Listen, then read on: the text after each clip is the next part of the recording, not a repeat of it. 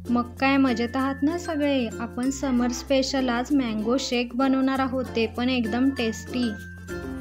आंबे, हापूस आंबे घेतलेले आहेत 2 इथं, स्वच्छ धुवून घेतलेले आहेत. आता त्याचे साल काढून घ्यायचे आहेत. वरचं चिरून घेतलेलं आहे. आता साल काढून घ्यायचे आहेत. साल पण काढून इथं आपण घेतलेलं आहे. आता दोन्ही चिरून त्याचे काप करून घ्यायचे आहेत. असे मोठे काप करून घेतलेले आहेत. ते मिक्सरच्या भांड्यात घालून घ्यायचं. पिठी साखर घालायची आहे.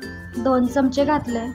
तुम्हाला आवडत असेल तर तुम्ही कमी जास्त करू शकता. मी हापूस आंबे गोड आहेत म्हणून तेवढंच घातलेलं आहे. 1 कप थंड दूध घातलेलं आहे. दुधात पाणी न घालता उकळून थंड केलेलं नॉर्मल दूध आहे.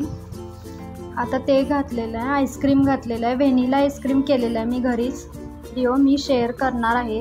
2 स्कूप इथं आईस्क्रीम घातलेलं आहे. सगळं मिक्सरला फिरवून घेतलेलं आहे. आता काचेच्या ग्लासमध्ये बर्फ घालायचे आहे 3-4 क्यूब.